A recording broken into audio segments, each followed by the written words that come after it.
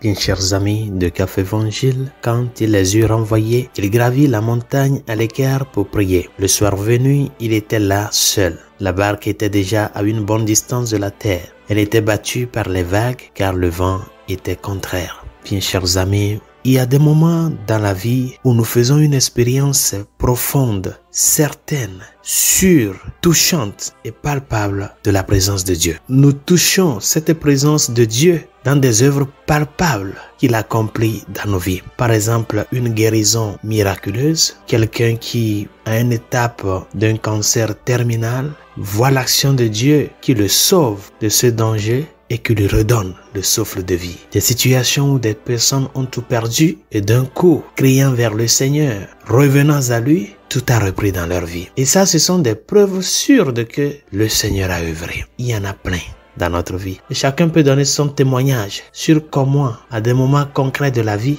il a vu la main de Dieu se poser sur lui, la main de Dieu travailler avec lui. Il peut arriver aussi à un moment donné où ce même Dieu-là dont nous avons expérimenté les œuvres dans notre vie, il peut arriver aussi des moments où cette présence-là est silencieuse, se fait absent. Cette présence qui ne se note pas. Cette présence qui se fait muette. C'est ce que les apôtres, à un moment donné, ont expérimenté. Ils ont vu le Seigneur qui avait multiplié les pains. Il avait manifesté sa toute-puissance à travers ce grand miracle. C'est Dieu qui l'a fait. Mais à un moment donné, comme le dit l'Évangile, le soir venu, à un soir de la vie, où le soleil est déjà au couchant, il y a des vagues qui se lèvent contre la barque de leur vie, de notre vie. Parce que le vent devient contraire. Les vagues se lèvent contre ta vie à un moment donné, non pas parce que le Christ n'est pas là, sinon parce que, étant avec le Christ, notre appartenance au Christ devient un dérangement, se transforme en reine pour l'ennemi. Par conséquent, qu'est-ce qu'il cherche à faire? Se lever contre la barque de notre vie. Et cela, il y a des moments où nous l'avons expérimenté. Non pas parce que Dieu n'est pas avec nous, c'est parce que le fait que nous soyons avec Dieu dérange l'ennemi, dérange les forces du mal qui veulent nous faire assombrer.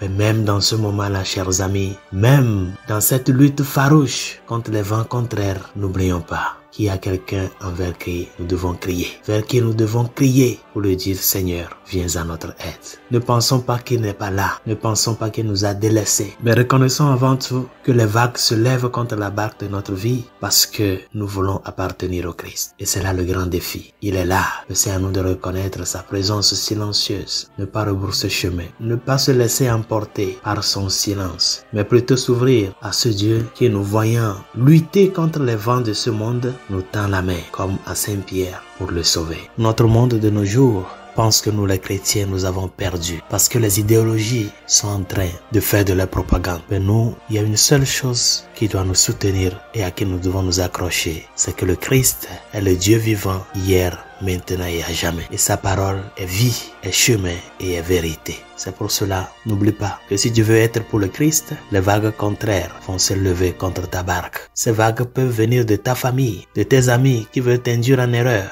Mais le Seigneur lui-même, devant cette lutte, prend l'initiative de venir à toi, pour marcher sur cette eau-là et l'ordonner. Ce qu'il te demande, c'est la confiance. C'est le Dieu qui ne perd jamais. C'est lui qui est le victorieux, parce qu'il a vaincu le grand ennemi de l'homme, qui est la mort. Nous sommes les vainqueurs avec lui, et cela va être notre assurance et notre force. Demandons-lui de nous soutenir sur le chemin de la vie. Bonne journée, Dieu vous bénisse.